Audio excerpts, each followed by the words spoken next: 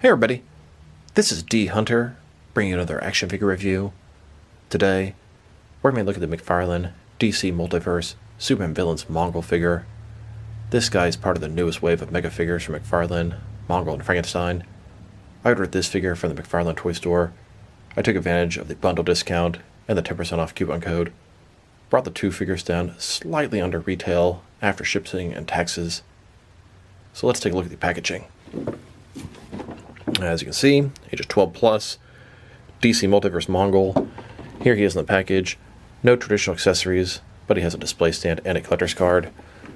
One side, Mongul from the storyline of Superman Villains. Other side, simply says Mongul.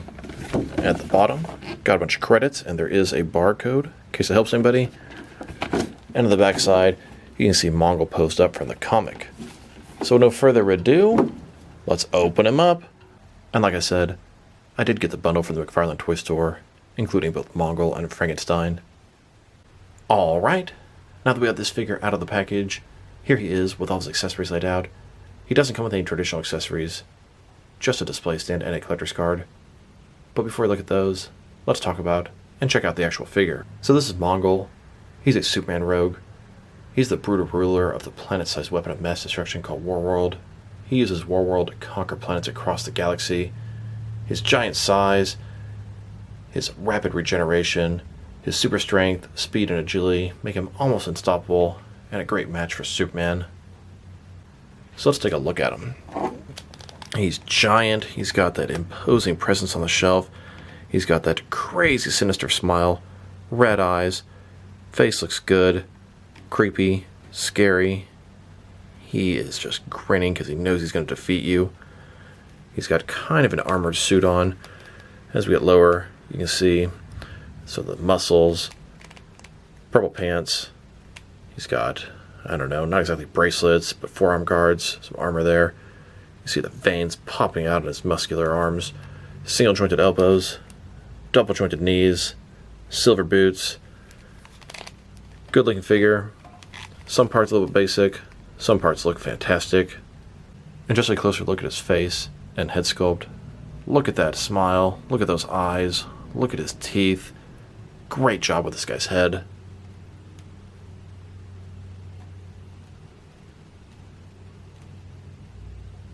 Now let's check out his accessories. And let's start with the boring stuff. Here's his display stand. Same McFarlane stand we've seen a million times before. Black perfect circle. It says DC on the bottom. It's got one peg for the peg holes on his feet. It's very thin, very basic. Now let's look at his collector's card. As you can see, it's an image of Mongul from the comics, Mongul from Superman Villains. On the back side, there's a description. If you want to read that, go ahead and pause now. I do appreciate when they show an image from the source material instead of just an image of the figure. Now that we've taken a pretty good look at both the figure and his lack of accessories, now let's check out his height. From bottom to the top of his head, standing at about 9.75 inches tall, which can translate to just under 25 centimeters. Now let's check out his articulation. Starting with his head here, of course, you're going to rotate from side to side, up and down, really not that much, down, can't really look up at all. Can tilt his head from one side to the other. Shoulders on a ball joint, goes up about 90 degrees. Up, down, around, all that good stuff. No bicep cut. Single jointed elbows. They go up less than 90 degrees with rotation. And when you extend his elbows, sometimes it looks kind of bad. That little part there feels like it should be tucked in just a little more. His wrists can rotate. It's going to be hinged as well. Looks like one solid piece in the torso, which surprises me. Typically, they're going to have a ball joint here and down here. His waist, ball joint, rotate around, forward and back. At least they made up for that by giving him a pretty good range of motion in his torso area. Legs. Does the splits. Not completely, but close. Not a ball joint, but a similar type idea. Rotation is non-existent. Forward, about that far.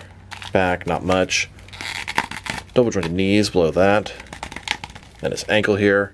Forward and back. Rotation. Tilt. Rock, and he has toe articulation. Here's Mongul on the streets of Earth. He's in Metropolis. Planning to take over this planet next. A closer look at Mongul. He loves what he does. Loves destroying and taking over planets.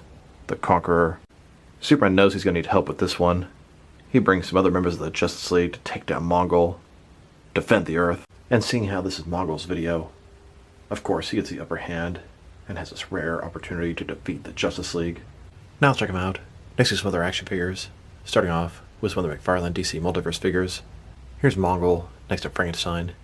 These are the two newest Mega figures from McFarlane Toys. Here's Mongul next to all the different Superman rogues McFarlane has made so far. Superboy Prime, Ultraman, Darkseid, General Zod, Bizarro, and Lex Luthor. Pretty good amount of Superman rogues, but I yearn for some more classic and iconic rogues. A comic Darkseid, Parasite, Metallo, Brainiac. Tons of Superman rogues they need to give us in their iconic looks. And here he is, next to Lobo and Devastator. They're both sort of Superman rogues. Lobo's more of an anti-hero now, but he started off in Superman comics, fighting Superman. And Devastator, he's more of a Batman rogue, but he's a cross between Batman and Doomsday. Fantastic villain for Superman. Now let's check him out, next to some other McFarlane Mega figures. Here are the two newest Mega figures, Mongul and Frankenstein. Then, next to Gorilla Grodd. He was the first Mega figure in the Page Puncher line, and the previous Mega figure before these two new ones. Here he is, next to the two most recent Mega figures. Before Gorilla Grodd, Necron and Bane. Before that, we had the Black Adam movie, Mega figure Atom Smasher and Sabak. And before that, they gave us the Arkham Asylum Killer Croc and the Rebirth Man-Bat. Before Croc and Man-Bat, they gave us the Arkham Asylum Titan Joker, which is the largest figure in the entire McFarlane DC Multiverse line, at least the tallest, and the Rebirth Clayface, a personal favorite of mine. Here's Mongul, next to all three versions of Swamp Thing. Here he is, next to King Shark. This was the Mega figure version, a Walmart exclusive. He was originally a collective Build-A-Figure. And then, here's Mongul next to McFarlane's first Mega figures, Steppenwolf and Darkseid from Zack Snyder's Justice League. Boy, am I personally glad they started the Mega figure line. Sure, the pricing seems a little much at times, but these figures are absolutely phenomenal. Here's the entire collection of McFarlane DC Mega figures. And honestly, I'm not sure what's next. Here's Mongul, next to a bunch of collective build McFarlane figures. These are a bunch of different various shapes and sizes, but none of them are as big as Mongul. Atrocitus is kind of close. Now let's check him out, next to some other recently released McFarlane DC Multiverse figures. Here he is, next to the Amazon exclusive Tim Drake Robin. Then, with the Amazon exclusive Batman Family 5-pack. And now, with the most recent gaming wave. This is the Arkham Knight Scarecrow and Red Hood, and the Arkham City Joker. Here's Mongul, next to the Arkham City wave, collective build Solomon Grundy. And here he is, next to the Speed Metal wave, collective build The Darkest Knight. Then, with the most recent wave of Page Punchers, this is a Flash-themed wave. We have the Atom, Flash, Gorilla Grodd, Captain Cold, and Heatwave.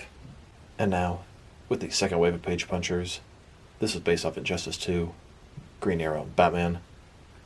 Here's Mongul next to the first wave of Page Punchers. This is a Black Adam wave, Batman, Superman, Constantine, and Black Adam. And here he is, next to some recent Target exclusive Gold Label figures. We have Changing the Guard, Kyle Rayner, Green Lantern, Defiance Deathstroke, Black Adam movie, Black Adam with Throne, and the Justice League Endless Winter Wonder Woman variant. Then, with a couple of other Target exclusive figures, Ocean Master, and the 30th anniversary Batman from Batman the Animated Series. And now, next to McFarlane's Mortal Kombat 11 DC offerings, The Batman Who Laughs and Joker. And finally, next to some recent Gold Label Walmart exclusives, Speed Metal Dark Flash, Rebirth Shazam, Azrael Batman Armor, and Parallax Hal Jordan. Now let's check him out, next to some action figures from different various companies, to see how he fits in both scale and style-wise, in case you want to know which lines you can mix him with. Since he's a McFarlane figure, they're typically the 7-inch scale, even though this guy is almost 10 inches tall. I'm going to start off my comparisons with some of the large action figure lines I collect, and work my way smaller. But first, let's check him out with some of his McFarlane Toys brothers, In front of you are 5 different action figure lines, all from McFarlane Toys, all 7-inch scale. Then, with some more McFarlane toys, these are from different various video game properties. And now, next to some Jack-specific wrestling figures. And here he is, next to some DST, or Diamond Select toys. Then, with some DC Direct and DC Collectibles figures. And here he is, standing with some NECA figures. Then, with some Mattel wrestling figures. And now, next to some Jazzwares AEW wrestlers. And here he is, next to some Mezco 112 collective figures. Then, with some Mattel DC Universe Classics and Multiverse figures. And here he is, next to some Mafex figures. Then, with some Hasbro Marvel Legends. And here he is, next to some SH Figure Arts action figures. And finally, next to some Jazzwares Fortnite figures. Overall, it's a pretty nice figure. His face looks great. Something about his torso area looks a little off, and I think it's because it's one solid piece, doesn't have the ball joint there. When his elbows are fully extended, it looks a little odd as well. His accessories are non-existent. That's a little disappointing, although I don't have any suggestions of what he should have come with. His articulation is everything you would expect from a McFarlane DC Multiverse Megafigure. Could definitely use some more thigh rotation, and double-jointed elbows would have been nice. Sculpt and paint job are excellent. No issues there. If I were to rate this figure, I'm going to give him a 7 out of 10. He's a nice figure, but I never really felt like I needed a Mongul in my collection. So this is D Hunter. Thank you guys for watching this video. If you liked the video, press like below. If you have anything to say about the video, add to the comment section. If you want to see additional action figure reviews from me, press subscribe. I do appreciate when you do that. Once again, this is D Hunter. Thank you guys for watching this video, and I will talk to you guys real soon.